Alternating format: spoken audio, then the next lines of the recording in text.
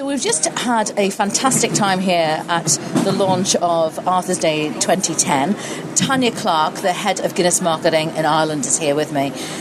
Tanya, why don't you tell our listeners some of the things that have been happening today, but most importantly, what's happening this year for Arthur's Day? In fact, it's 251 years of the celebrations now, isn't it? Absolutely. Well, today is essentially the launch of Arthur's Day 2010.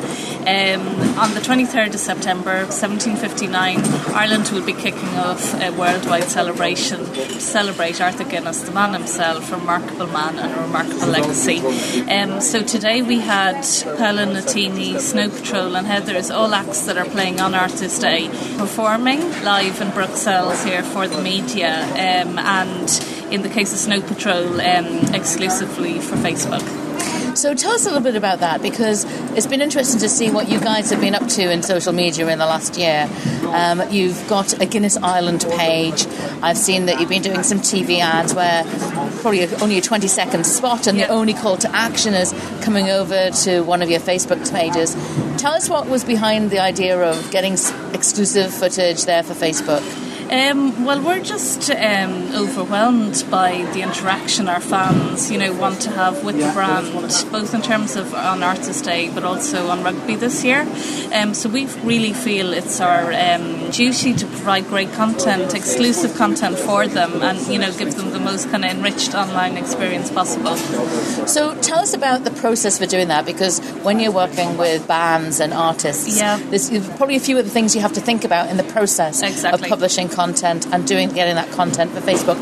Can you tell us about some of the things that you considered and how you might have made that approach beforehand to the bands concerned? Yeah, I think there's three main things. One is when you're signing up the acts initially, you'll want to ensure that they're happy to talk in that space, because that's a key thing for us. I think the second thing is you can agree almost a tone with them, because we want this to be the right context, said in the right way. It's not a brand talking, it's actually a brand kind of sharing. And then the third thing is, from our perspective, we have a marketing code to ensure we market alcohol appropriately. So that would always be built into something like this, ensuring that what goes on Facebook feels appropriate from a marketing code perspective. Tanya, I know that you also announced today some really exciting news for up-and-coming Irish acts to be part of the Guinness Day celebration on the 23rd of September. Perhaps you can tell us how that will work. Well, there's two new things on Arthur's Day this year. One is, if you remember last year, we had kind of amazing international acts playing in music venues and then playing in pubs unexpectedly around the city.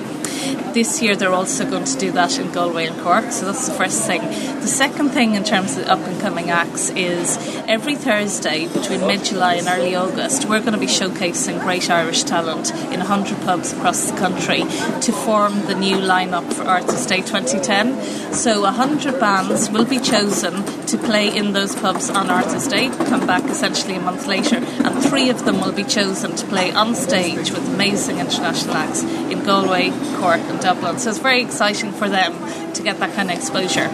How could they find out more about it if some of our listeners know people, or perhaps are even in a band themselves? Well, it's all launched today. Go on to Guinness.com. You'll find, all the information you need on how to get involved. Very simple process.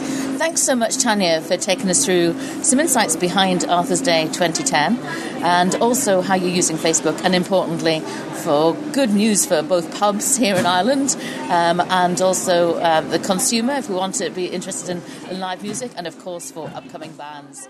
Thanks so much. Thanks, Krishna.